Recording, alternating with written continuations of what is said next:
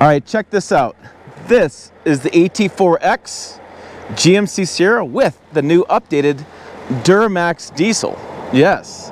Hey, it's Tim, Pickup Truck Plus SUV Talk up here near Big Sky in Montana. And, well, it's Montana. Literally, it's Big Sky everywhere you go. I love this place. And we're on a very busy road with a nice stream behind. I saw a few fly fishermen, but no, let's get back to the truck here. I have an AAV stamp bumper on the front of this, which is interesting. I'm gonna have some more details on that in just a second. I will interrupt myself in the video when I have it. I asked GMC about this bumper, and it turns out midway through the 2023 model year, they made the AEV stamped steel bumper standard on the AT4X edition. So while this isn't an AEV edition of this truck, it does get the front stamp bumper that the AEV edition gets as well. This piece comes out, you can put a winch in there as well. I'm talking to AEV guys at different programs. We have the big tires, the Goodyear Wranglers, Durawall technology, all kind of viewpoint. 275, 70R18s. Again, the 3-liter inline 6 Duramax diesel, made it to a 10-speed automatic transmission. Rock rails on the side, these aren't step bars. They keep rocks from hitting the body panels. AT4X inside there. I believe this is called Radiant Red Tin Coat. We have Multimatic DSV dampers there in the back, and we have the tailgate, the Multi Pro tailgate that pops and pops. You haven't seen this before. Always interesting to show off. Goes up, boom, put your drywall in here, works out good. You pull that closed, you drop this down, and then you can drop this down even further, and you have a step. Now, this tailgate becomes a little controversial online. People are worried about smacking their hitch in the ball receiver. They make a little adapter that can go in there. You can actually put it in there, and it'll signal the truck not to be able to drop the tailgate, and it actually disables the top feature here. There's also kicker speakers that go in here too, which is kind of nice. There's also controversy about how expensive it is if you ever replace it. This tailgate's not that bad. I actually dented my Silverado tailgate at the home long-term last test loan. The tailgate wasn't like, it's $200 more than the standard tailgate. It wasn't that expensive to replace. This comes out, and this is how you get into the bed. You pop it up, and it gives you a nice stepping point to climb up in the bed. You have to have that down, fun fact, to get in. Boom. Spray and bed lighter inside, all the tow hooks, and a 120 volt hookup there. We have the step for the bumper. So you'll see a Bison video later, and that Bison's even more heavy-duty version of this as far as off-roading. And they get rid of this to make a steel bumper back here because they squash this, give more departure angle as well. And we have, again, a really busy highway. I was like, why is it so busy? Let's hop in and I'll show you the exterior. Or, let's hop in and I'll show you the interior. Let's go up a plane. Give me a break. Okay, here we go. We'll shut the door. Oh, so much quieter. AT4X there, Bose speaker here. Open it real fast. There's a big Bose speaker. Some double stitching there. And this kind of nice kind of wood looking finish here. I bet you it is a piece of wood. It just has, it's black, so it's nice, like luxury look. And so here's the interior GMC Sierra. We have a heads up display as well. There's our dash, which by the way, this fuel economy number's not so accurate. I've actually been getting 18.4 mile per gallon is the total trip on this, and that's a lot of miles, so I'm gonna go with that one. We have infotainment system here, the bigger screen. You can split the screen this as well, which is nice. We have different controls, different camera modes. You look around, there you go, boom. And then we have trailing modes, and then we have an interesting start stop button, a big one here. And then we have layout here for HVAC.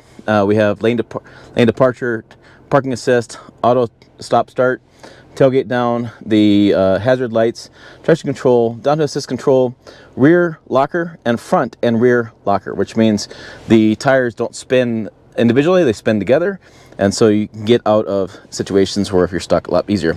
This is the shifter, which I really like the shifter, and I'm surprised they haven't done it in more of their full-size SUVs or the mid-size trucks. This shifter rocks. I use it all the time. I love it in my truck. There is the trailer brake controller. There's some cup holders there, USBs there, and the wireless charger here, which is just rocks. And so I'll take my phone and I'll show you this. And if you recall, I added this feature in my 2023 Silverado I have back at the house. You actually, it connects in and it starts wirelessly charging it. And there's got a HVAC system comes up, keeps it cool. I've used it in many different cases. People have used it, never had a problem with it. And by the way, I'm going to sell that Silverado pretty soon, so watch the channel. There's more details coming on that.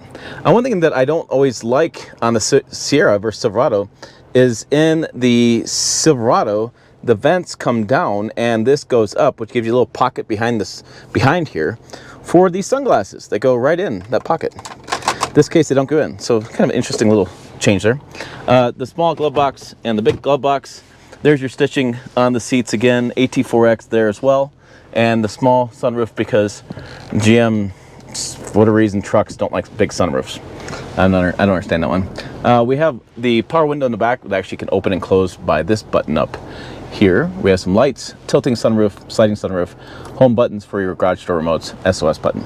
So that is what's going on here in the cabin. I do like the finish right here. Just everything is a little more premium feeling in the Sierra, I believe, versus Silverado. Yeah. Everything just kind of, it works. Oh, and this one, so your phone fits in there. You have a hookup here, real plug in here, which is really nice. And then a big spot down there for additional storage. I've used mine quite a bit and it is good. Oh, and we should talk about payload. Wait, open the door and get the sticker. Again, lots of traffic. 1,302 pounds of payload in this truck. And all right, we'll hop out and look at the towing number because GM does a really good job. They put a towing number right here, which I love these stickers. It's VIN specific, and for crying out loud, holy cow. Tongue weight, gooseneck trailering, dimensional towing is 8,500 pounds.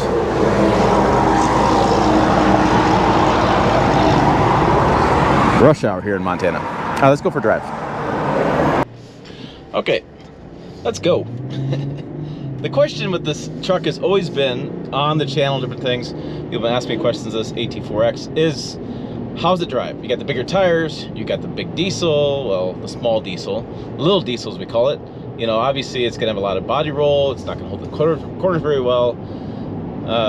It's not a sports car, A. And B, I think it does just fine. I have 480 foot-pounds of torque at like, top of my head, I think it's under 2,000 RPMs, right around 2,000 RPMs, which means I have a lot of go, like a lot of go-go juice.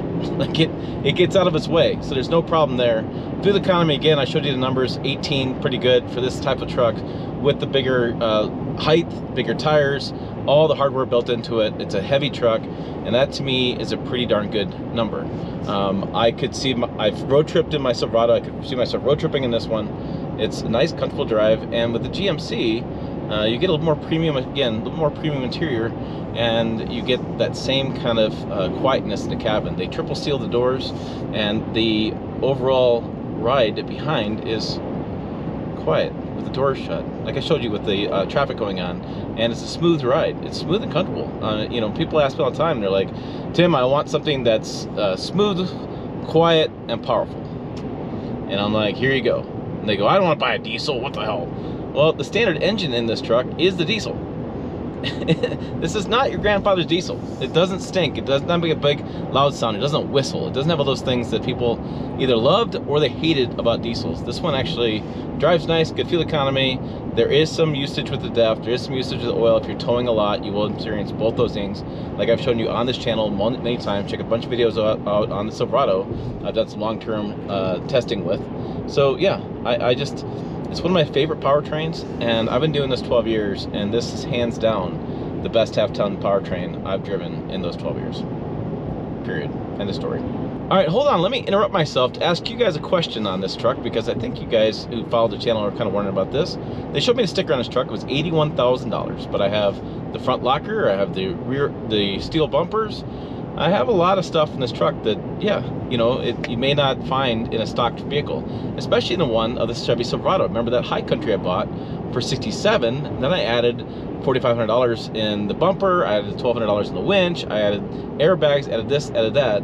So the question is, would you buy a truck for $67,000, then modify from there, or would you rather buy this for $81,000 and have it done? Now, if I got a lot of the parts for free for my Silverado, but if I had paid for all those parts, I'd be close to 81 with labor and everything. You betcha. So, interesting question. Would you rather buy it or build it? That's all I got.